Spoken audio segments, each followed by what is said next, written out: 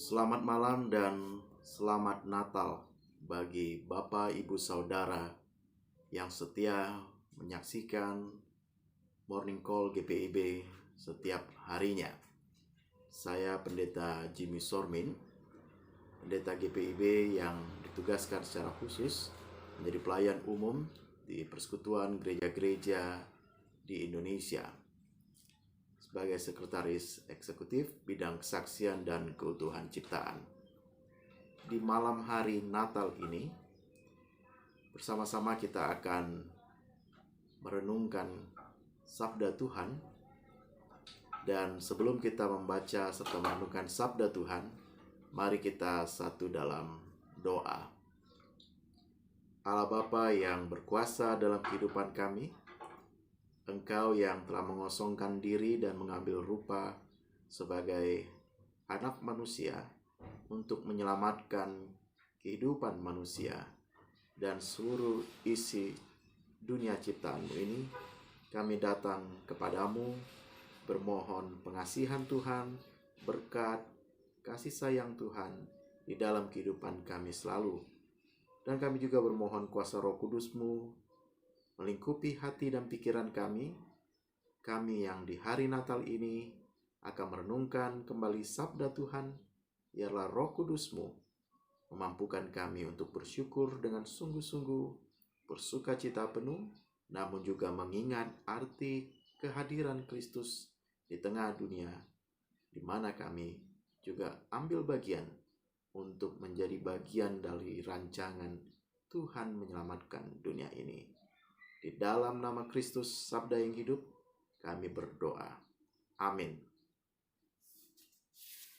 Saudara-saudara sekalian, pembacaan kita saat ini melanjutkan pembacaan tadi pagi, yang mana dalam pembacaan firman Tuhan pada saat ini dari Lukas 1 ayat 76 sampai dengan ayatnya yang ke-80. Saya akan bacakan bagi kita semua. Dan engkau, hai anakku, akan disebut Nabi Allah yang Maha Tinggi, karena engkau akan berjalan mendahului Tuhan untuk mempersiapkan jalan baginya, untuk memberikan kepada umatnya pengertian akan keselamatan yang berdasarkan pengampunan dosa-dosa mereka, oleh rahmat dan belas kasihan dari Allah kita, dengan mana Ia akan melawat kita surya pagi dari tempat yang tinggi, untuk menyinari mereka yang diam dalam kegelapan dan dalam naungan maut, untuk mengarahkan kaki kita kepada jalan damai sejahtera. Adapun anak itu bertambah besar dan makin kuat rohnya, dan ia tinggal di padang gurun sampai kepada hari ia harus menampakkan diri kepada Israel. Bapak Ibu yang terkasih dalam Tuhan Yesus, peristiwa Natal kita ingat rayakan setiap tahunnya dengan cara yang mungkin pada 2 tahun belakangan ini secara berbeda dari waktu-waktu lainnya. Kalaulah sebelumnya kita bisa melakukan peribadahan, perayaan, bentuk juga persaudaraan dengan silaturahmi atau berkunjung ke rumah keluarga-keluarga di sekitar kita ataupun yang jauh dari rumah kita, 2 tahun terakhir, 2 Natal terakhir ini membuat kita juga harus berhati-hati atau waspada terhadap penularan virus COVID-19 yang masih melanda hingga saat ini. Entah sampai kapan ini akan berakhir. Namun perayaan yang berbeda ini tentu tidak mengurangi hikmat dan nikmatnya. Oleh karena kelahiran Kristus adalah kelahiran yang memberikan kesukacitaan bagi kita, yang mengingatkan kita arti kasih dari Allah yang melampaui segala akal, yang melampaui kemampuan kita untuk membalasnya. Sehingga kesukacitaan dan rasa syukurlah yang harus kita pancarkan di masa-masa peringatan Natal dan masa-masa di mana kita untuk mengingat kembali arti kehadiran Kristus dalam dunia ini dalam rupa manusia. Bayi kecil yang terbaring di palungan ribuan tahun yang lalu itu tentu bukan sekedar itu yang kita ingat rayakan, tetapi bayi kecil yang telah menjadi Tuhan Juru Selamat kita, Yesus Kristus, yang mati dan bangkit untuk menebus manusia dan meninggalkan dosa-dosanya. Ibu Bapa yang dikasihi dalam Tuhan, di dalam peristiwa kelahiran Kristus sendiri, dalam bacaan kita, ternyata ada bagian-bagian kehidupan orang lain yang juga diambil untuk menjadi pembuka jalan bagi Sang Juru Selamat. Bukan hanya Yusuf dan Maria, orang tuanya. Bukan sekedar keluarga inti, tetapi juga ada bagian dari relatifnya, keluarga yang lainnya, yang kemudian boleh ambil bagian dalam sejarah kehadiran Kristus di tengah dunia ini, di mana Yohanes Pembaptis dilahirkan, diutus di tengah dunia ini untuk menjadi bagian berkat kabar sukacita bagi dunia yang mana hingga saat ini kita ingat rayakan peristiwa Natal itu. Dan dalam bacaan kita ini, nyanyian Zakaria, Benedictus, terpujilah, yang menjadi bagian tak terpisahkan dari bacaan tadi pagi, di mana bacaan tadi pagi lebih menubuatkan tentang kelahiran Kristus.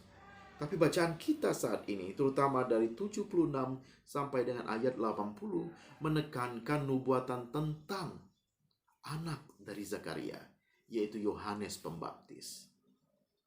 Bukan berarti ini mau mengaburkan kisah kelahiran Kristus, tapi mau dikatakan pada hari Natal ini, kita diingatkan bahwa setiap orang dapat dipilih sejak dari ia direncanakan kelahirannya, sampai ia harus kemudian dikatakan di sini bertemu atau menampakkan diri kepada Israel.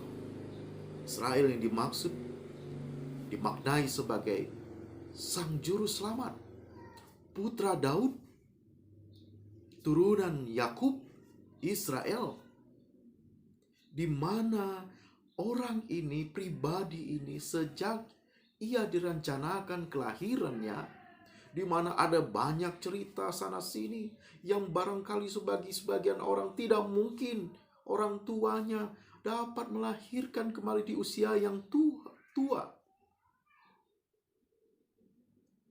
Dapat melakukan perkara yang besar, yang ajaib, tidak mungkin. Tidak mungkin bagi seorang Zakaria memiliki privilege atau keistimewaan untuk menerima putra atau bayi di tengah-tengah keluarganya yang bertumbuh hingga dewasa untuk menjadi orang yang besar. Tuhan memakai yang tidak mungkin tadi. Bahkan ketika Zakaria juga tidak percaya akan mujizat yang akan terjadi dalam kehidupan dia dan istrinya, Elizabeth. Ia menjadi bisu. Dan Tuhan menampakkan pada akhirnya peristiwa kelahiran Yohanes Pembaptis. Anak yang diberkati, anak yang disertai Tuhan. Anak yang dipakai oleh Tuhan. Pribadi yang kemudian dipakai untuk membuka jalan agar Sang Juru Selamat terwartakan kehadirannya. Agar pribadi-pribadi lainnya menyongsong kelahirannya. Dan di dalam bacaan kita ini dikatakan pula, dan engkau hai anakku akan disebut Nabi Allah yang Maha Tinggi, karena engkau akan berjalan mendahului Tuhan untuk mempersiapkan jalan baginya. Ia menjadi kawan sekerja Allah. Ia menyiapkan, bahkan menjadi pelayan bagi Allah, di mana mempersiapkan jalan baginya, jalan untuk mewartakan keselamatan, bahkan untuk menyelamatkan manusia-manusia yang berdosa.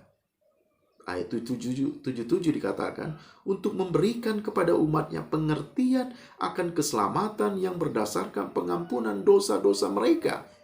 Diteruskan pada ayat 78, oleh rahmat dan belas kasihan dari Allah kita, dengan mana ia akan melawat kita surya pagi dari tempat yang tinggi. Bacaan awal tadi pagi, Allah melawat dunia ini, melawat kehidupan kita dengan kehadiran di tengah dunia ini. Berita atau nubuatan tentang akan kelahiran Kristus.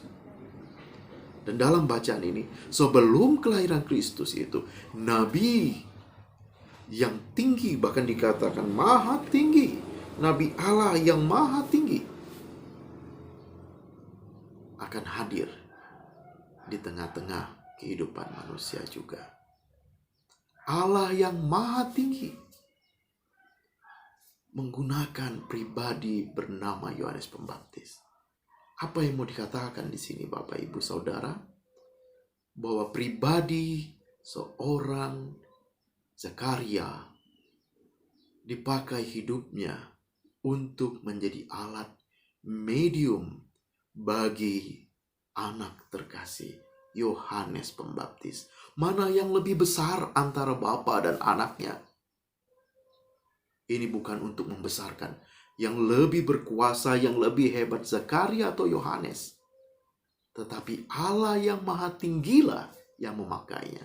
Allah yang maha tinggilah yang menunjuknya sebagai nabi Allah yang maha tinggi. Nabi yang digunakan untuk mewartakan. Nabi yang ditunjuk Tuhan. Dan Zakaria pun ditunjuk Tuhan menjadi alat, menjadi medium untuk kelahiran anak ini, Zakaria dan istrinya. Tetapi yang mau dikatakan juga bahwa Allah tidak memandang, Allah yang maha tinggi itu tidak memandang keluarga siapakah, status ekonomi apakah, yang ditunjuknya untuk melakukan pekerjaannya yang ajaib. Bahkan dikatakan ketika Yohanes pun bertumbuh besar, makin kuat, ia tinggal di padang gurun. Ia bukan tinggal di istana, bukan di tempat yang mewah, melainkan tinggal di tempat yang barangkali bagi sebagian orang pekerjaan menengah ke bawah. Dan bagi sebagian orang bahkan dikatakan pekerjaannya seperti sesuatu yang tidak jelas. Dan ketika orang tahu bahwa ialah nabi besar, baru mereka meyakini, baru mereka memahami, baru mereka tergugah hatinya akan arti kehidupan Yohanes Pembaptis. Ibu bapa, saudara-saudara yang terkasih dalam Tuhan Yesus, demikian hidup kita.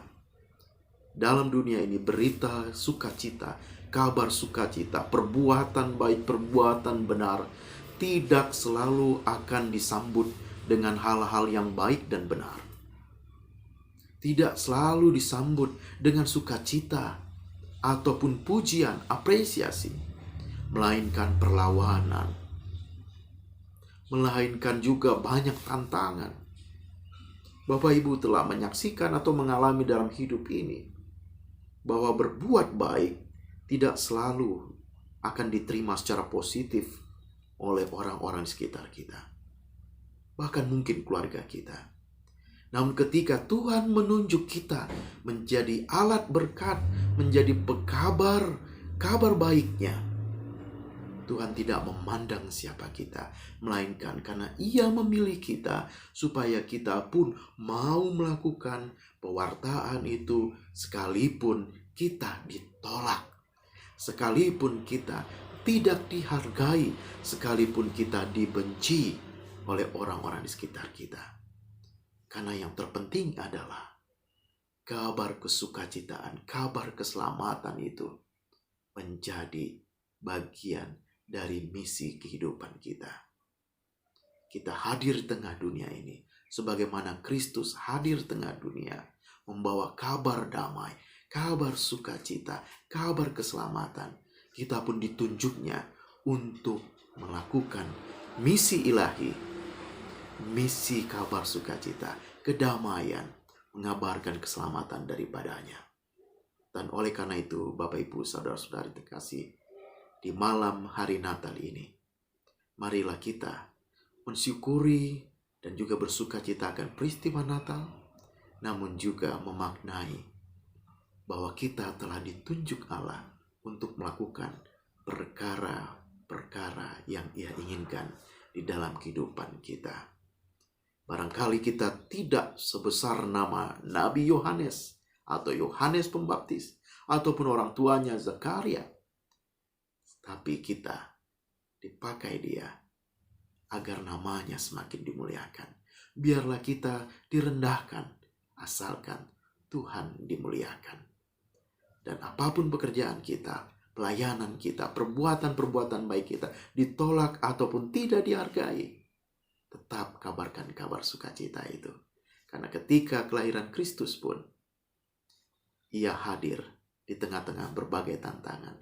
Namun kabar sukacita kehadirannya tetap ada ribuan tahun setelahnya. Dan apa yang kita lakukan saat ini, perbuatan-perbuatan baik, perbuatan-perbuatan benar, akan dituai di waktu-waktu yang akan datang, sekalipun kita tidak lagi mendengarkannya.